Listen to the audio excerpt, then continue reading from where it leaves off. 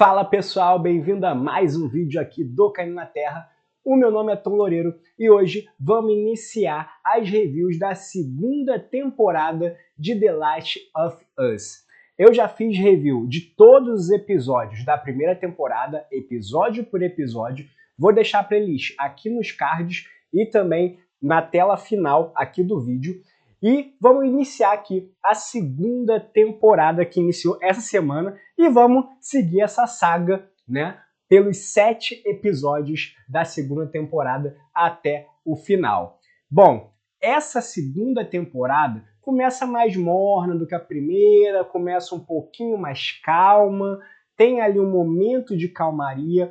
Ela começa a partir da primeira temporada, a partir do fim da primeira temporada, ali com o Joel mentindo para Ellie, né? Que ele fez aquela carnificina lá nos vagalumes para resgatar a Ellie, só que ele mente para ela, ele fala outra coisa para ela, ele não revela que aconteceu essa carnificina. Então, e a Ellie sabe, eu fiz na review do último vídeo da primeira temporada, eu falei que a Ellie, pelo olhar, e a atriz, né, a Bella Ramsey, ela manda muito bem nessa cena porque ela sabe que ele tá mentindo. Só que ela deixa pra lá. Tipo, não, eu não vou causar conflito aqui. Mas eu sei que você tá mentindo. O olhar dela diz isso. Bem, temos aqui um corte para as girafas, né? As girafas que foi um símbolo ali da primeira temporada. Teve até aquele lance do CGI, né? Que, é CGI, a girafa, não é? Mas dentro da história... Lembrando que aqui eu não vou dar spoiler do jogo, tá ok? Eu não vou dar spoiler do jogo, da trama do jogo, só vou dar spoiler do episódio e da primeira temporada, né? Então, pode ficar tranquilo que eu não vou dar spoiler do jogo. Eu só vou fazer alguns comparativos com o jogo, mas sem spoiler, tá ok? Então, esse lance da girafa, na primeira temporada, foi uma coisa que... foi um momento de alegria da Ellie, né? Foi um momento de descontração, né? E aqui a gente vê as girafas como esse momento de descontração, mas a gente vê uma personagem nova, chamada de Abby, ali encarando com desdém as girafas. E a gente vê que está ocorrendo ali um velório da galera dos vagalumes, que foram mortas pelo Joe ali no final da primeira temporada, e a Abby, ela planeja vingança contra o Joel. Assim começa o episódio. Essa é a abertura do episódio. Eu, particularmente, joguei o segundo jogo. Joguei o primeiro jogo, joguei o segundo jogo, sei da trama. Eu acho esse início problemático para quem não jogou o jogo. Para quem está acompanhando só a série e não sabe o que vai acontecer. Eu acho essa abertura problemática e desnecessária. Tá? Porque já apresenta logo de cara as intenções da personagem da Abby pro público. Logo na primeira cena dela. E no jogo, sem spoiler, não é assim. Não é assim. A gente vai descobrindo sobre a personagem da Abby conforme a trama vai avançando. A gente começa sem saber nada sobre ela. A gente começa sem saber nada. A gente só vai vendo, só vai percebendo como ela é no decorrer da história.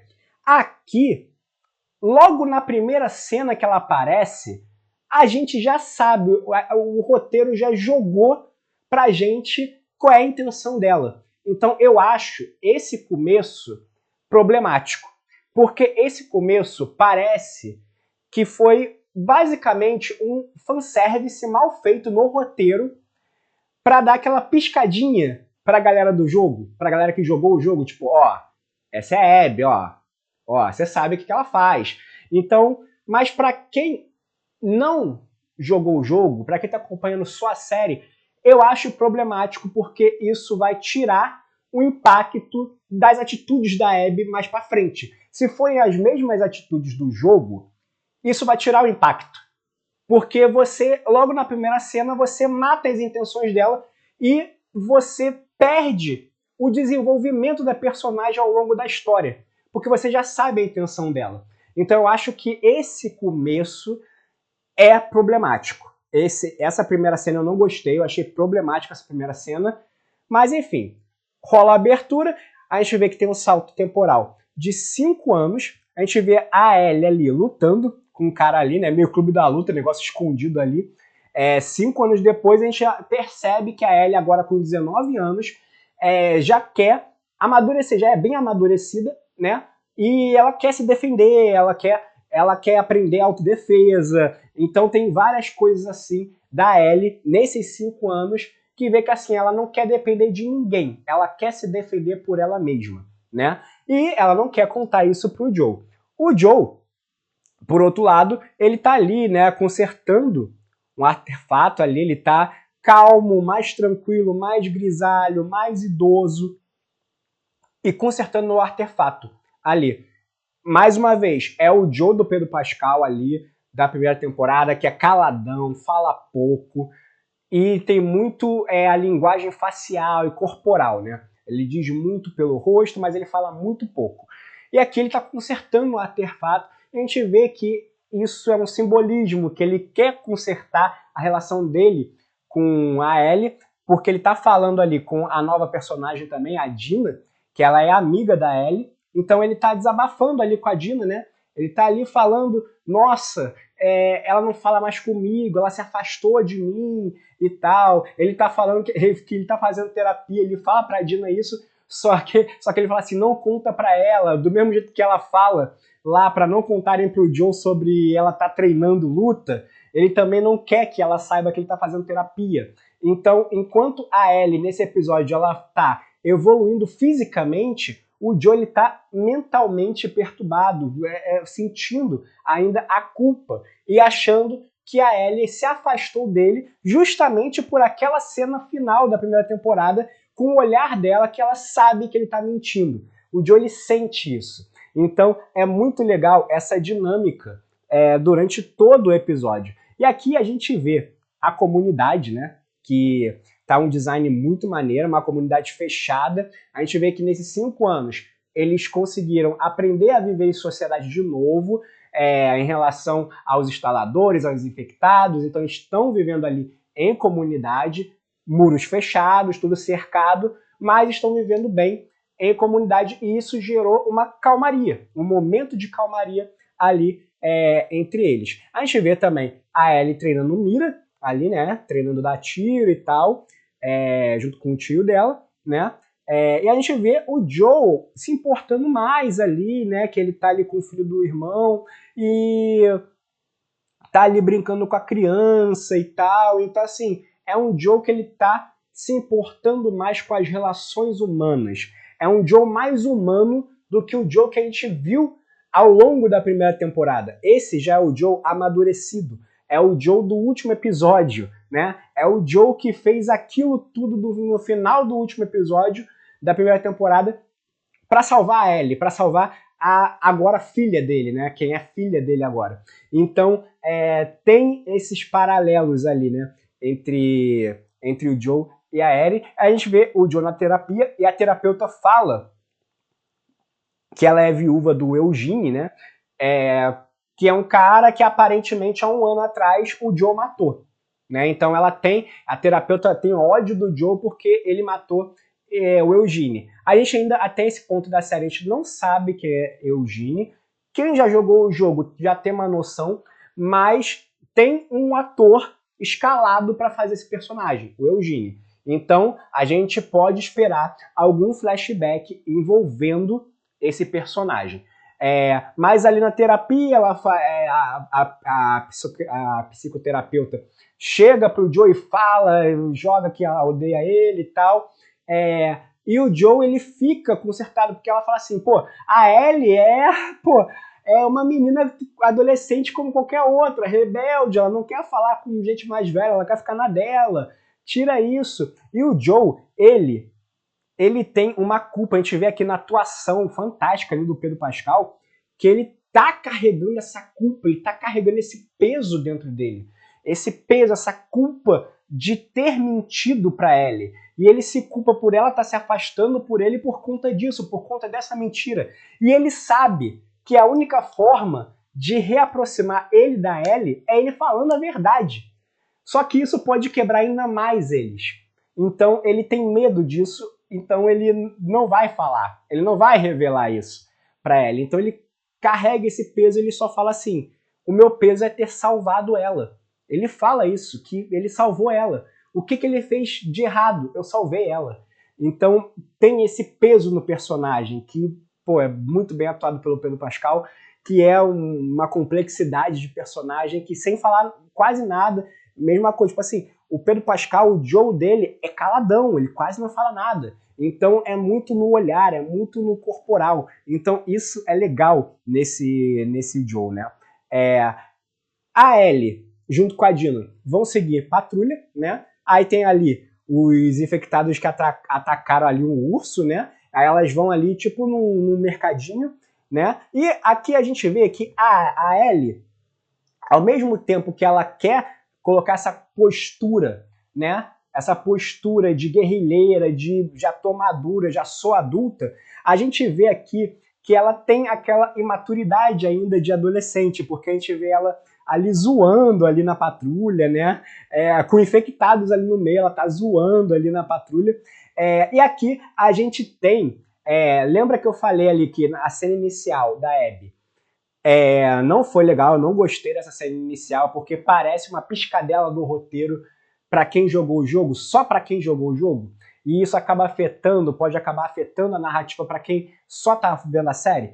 Aqui é referência, mas é referência ao jogo, da gameplay do jogo, e isso daqui são referências que são muito boas, que assim, não afeta na narrativa, não afeta em nada, assim, quem vê a série vai entender que é estratégia e tal, né? Mas quem jogou o jogo vai se deliciar com essas referências aqui, porque a gente tem ali a Ellie usando uma garrafa para distrair, né, o instalador, que isso é uma estratégia usada no jogo, né? A gente tem também aqui o cachorro ali como funcionário do mês, que também é uma coisa que foi totalmente tirada do jogo, né? É uma referência ao jogo. E temos aqui um lugar cheio de cantos ali para explorar, para procurar itens, e a gente vê ali a Ellie procurando itens, coisas assim. Então é muito bacana essa primeira parte ali, né?